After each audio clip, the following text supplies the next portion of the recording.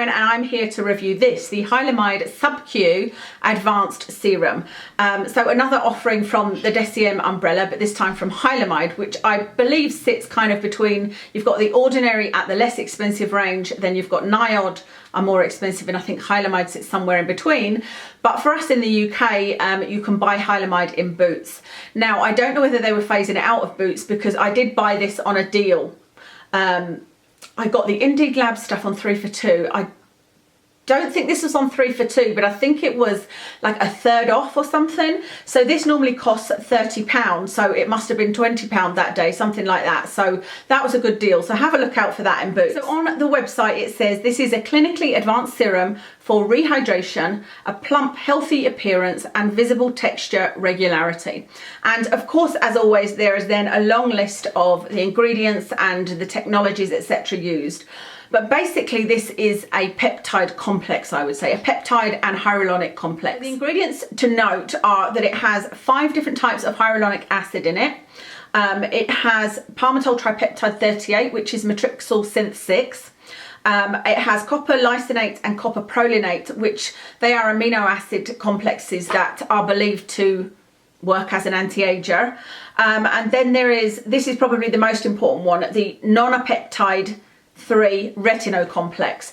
This is the one that they claim has, let me find the exact words before I misquote them. It says it's a novel technology that promotes better visible anti-aging results than retinol with less irritation. And I think that's the ingredient that makes this a kind of special serum, that and the combination of the 5 hyaluronic acids and the copper lysate.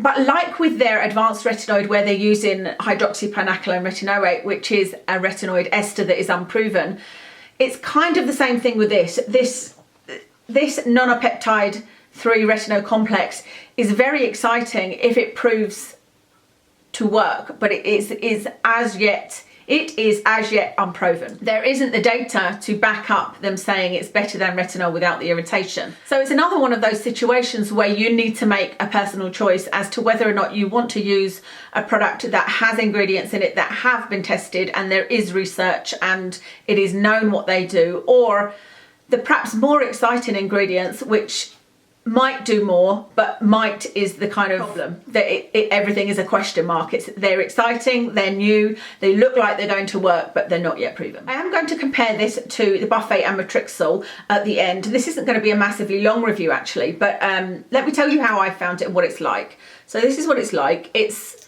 a little bit thicker than I would say most hyaluronic acid serums, and it feels a little bit more moisturizing for some reason, but then that may be because there's 5 different types, and I love the way it feels. I think this feels beautiful on the skin.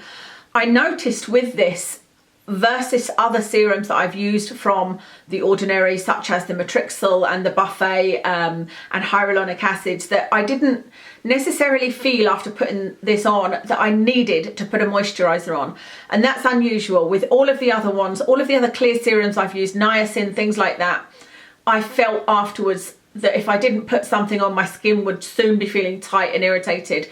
But I feel like I could just put that on. I would always put a moisturiser on, but it definitely felt more moisturising than anything else I'd use. I didn't take before and after pictures of my skin whilst using this, simply because a lot of the things that it addresses, I don't think firstly that anything like this that is anti-aging, even the proven peptides, I don't think you're going to see a difference in 1 bottle's worth, which for me is probably 3 to 4 weeks.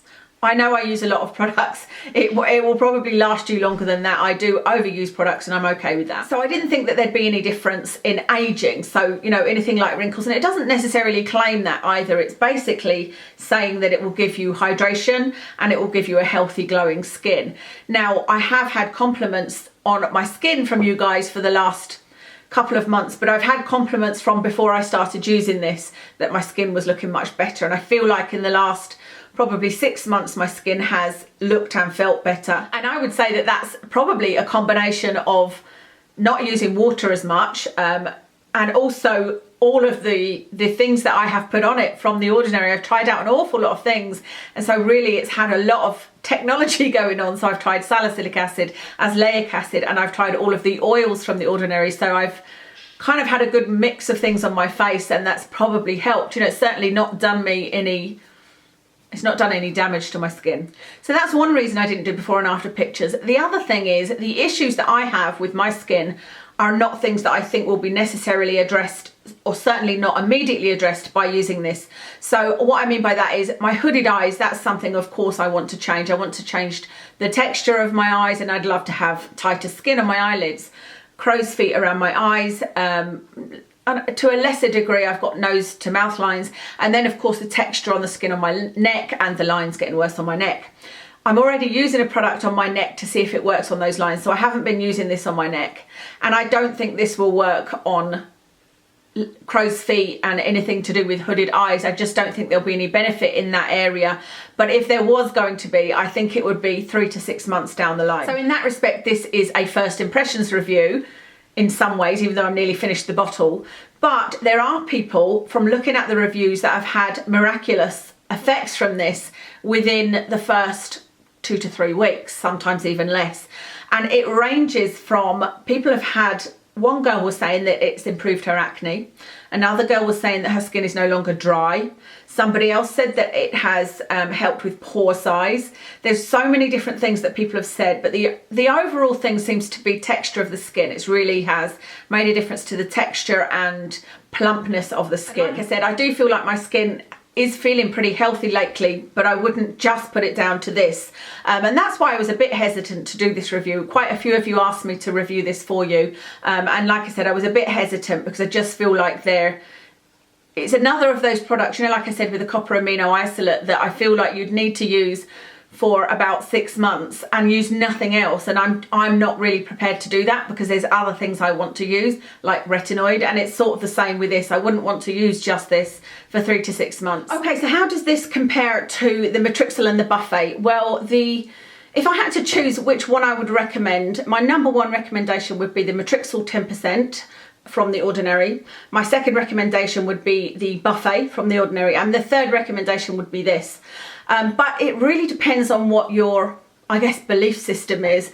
If you want to use products that are new and innovative and may do wonderful things, so for example, if you want to use this new complex that may be as effective as retinol without the irritation, then you should go for this one.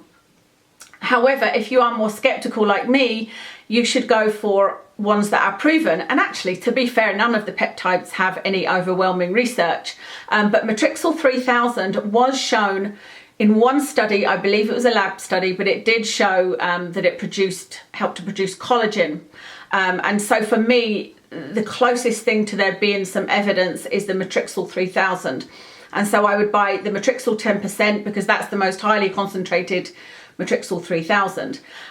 Number 2 choice would be Buffet, because that does also have the Matrixyl 3000, but it's also mixed with Matrixyl Synth 6 and some other things. And then this one again is more about that new nonopeptide 3, I think it was, Retinol complex.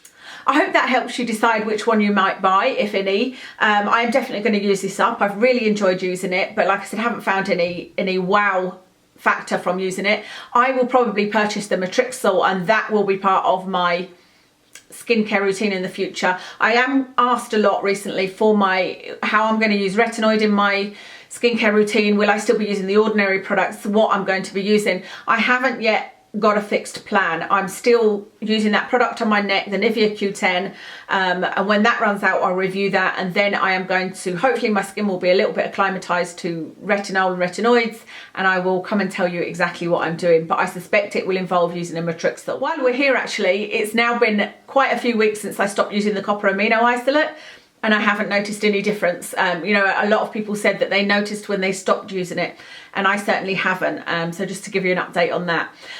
Makeup wise, I'll list everything for you in the description as always. These earrings, by the way, you can't see the lovely little blingy bit on the top. You can just see the red with my hair, can't you? But they are from River Island. So that's everything. Thank you so much for watching, and I'll speak to you soon.